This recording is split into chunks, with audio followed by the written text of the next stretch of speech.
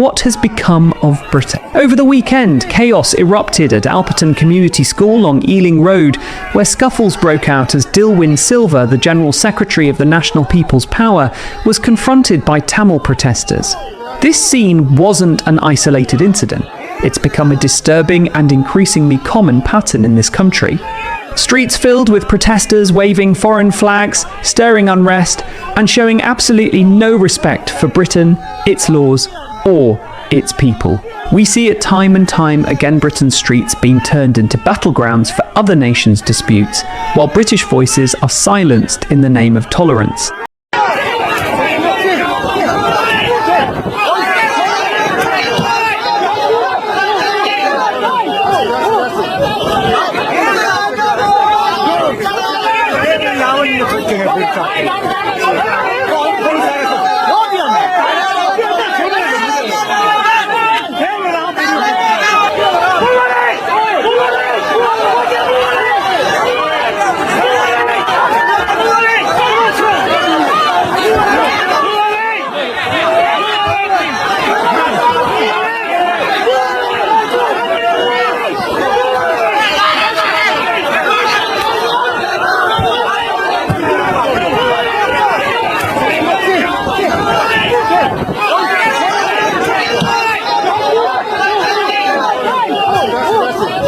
How have we come to this? How have we allowed our country to become a platform for foreign political agendas?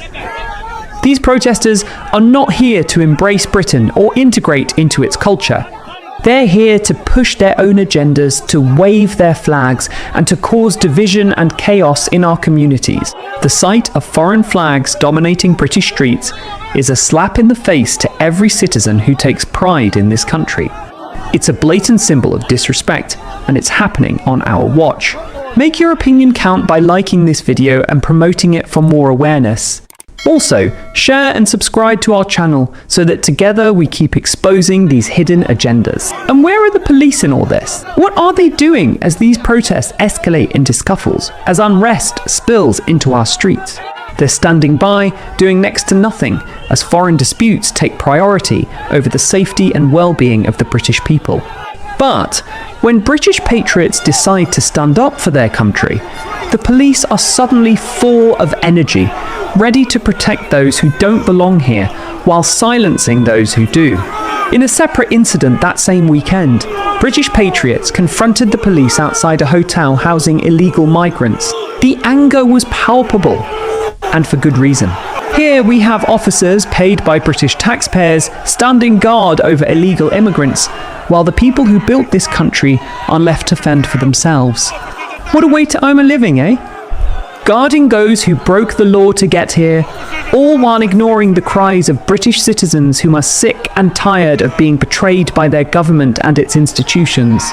The absolute state of this country is sickening. The same police who are so quick to show diligence when it comes to guarding hotels full of illegal migrants seem to vanish when victims of grooming gangs cry out for justice. Where was this determination, this supposed professionalism, when innocent girls were being abused and exploited? Where was the urgency to protect the most vulnerable in our society? Instead, the police turned a blind eye, ignoring the rape gangs and the suffering they caused, all because they were too afraid of being called racist. The betrayal is staggering, and it's unforgivable. Now, British patriots are taking matters into their own hands, because clearly no one else will. They're standing up to the police, to the government, and to the endless flood of illegal migrants being brought into this country at the taxpayers' expense. These patriots are not extremists. They're not hateful. They're ordinary people who are fed up with being ignored, with watching their country be sold down the river by those who are supposed to protect it. What's happening in Britain isn't normal. It isn't sustainable. We cannot continue to allow foreign flags to dominate our streets, illegal migrants to drain our resources, and our own people to be pushed to the sidelines. This isn't about hatred or intolerance. It's about survival. It's about protecting the culture, the values, and the future of this nation. The government and the police are failing us. Instead of addressing the root causes of this chaos, they're doubling down on their betrayal. Billions of pounds are being spent to house illegal immigrants in luxury hotels, while British families struggle to pay their bills. Resources are being stretched to the breaking point, and the British people are being told to shut up and accept it. But we won't. We can't. This must stop.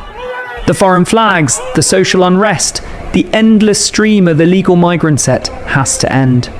Britain belongs to the British people, not to those who come here with no respect for our laws or our way of life. And if the government won't act, then the people will. British patriots are determined to take their country back, and they won't be silenced by accusations of racism or bigotry.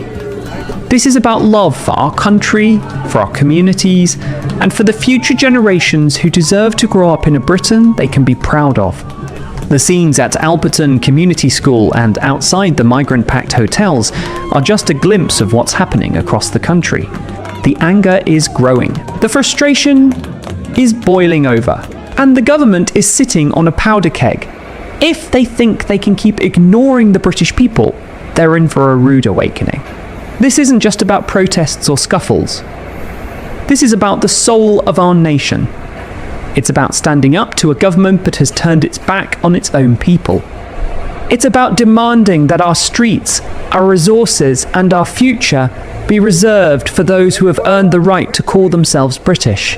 It's about saying, enough is enough. The British patriots standing up for their country are heroes. They're doing what the government and the police refuse to do. They're fighting for the safety, the dignity, and the future of this nation.